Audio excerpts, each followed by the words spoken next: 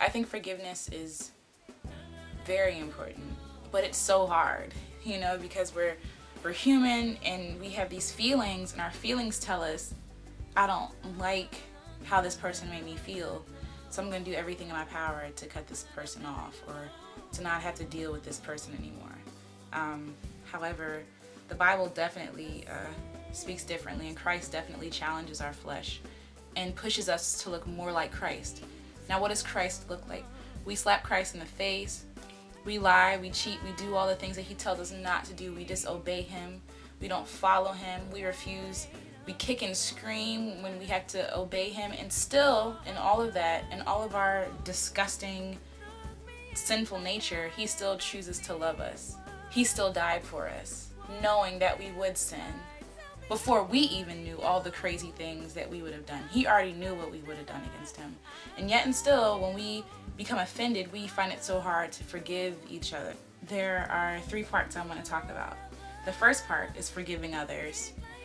It's very important to forgive others. The Bible talks about forgiveness, and if we don't forgive our brothers and our sisters, the Lord won't forgive us. And how harshly we judge our brothers and sisters is how harshly we will be judged. We should be doing it in sincere love for our brothers and sisters.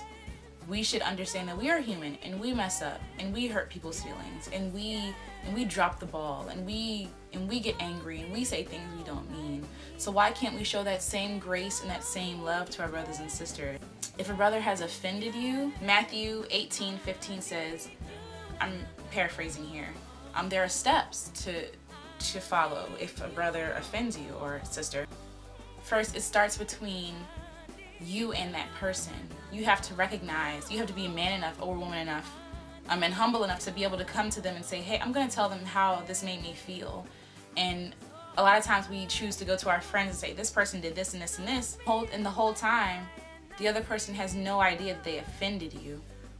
And that causes rifts between other people, because now other people are involved, and this other one person that offended you doesn't even know they offended you. So you bring that issue to that person. And when you go to your brother or sister to tell them about how they hurt you or what they did to offend you, you don't go in reckless and mean and rude and loud and nasty. You are calm, you are patient, you explain, you did this and this made me feel this way. Just very personable. And with that, the person won't be on defense already before you even start talking to them. And if he gives his ear to you, the Bible says you've won your brother and sister back. Then if the person still doesn't, own up to what they did, or, if they still continue to do that, then you bring in someone else, someone who can mediate, someone who's someone who's unbiased, someone who cares about both parties, not just one, to hear it out, to maybe offer counseling so that both sides can be understood by both parties. Now, if that doesn't work, then it says bring it to the church. And if then he still or she still refuses, then it says treat him as a tax collector. We want to make sure that we communicate our hurt and our pain and not allow bitterness and resentment, and don't be passive aggressive either. That's not beneficial. It's not effective. You're passive aggressive about something and someone doesn't know that they wronged you, and they're like, what is this tension? What's going on? But you haven't voiced how you felt. And again, if you go to that person, you tell them how you feel, and they still don't receive it well, and they still continue to do what they do, that's on them. You've done your part. But don't make people beg for forgiveness. Don't make people beg for grace and mercy that you were given freely. Christ did not make you pay for your forgiveness, nor did he make you pay for grace. He offered it freely before you even knew you needed it. So be sure to show that same grace to other people. You forgiving people shouldn't look like you abusing yourself.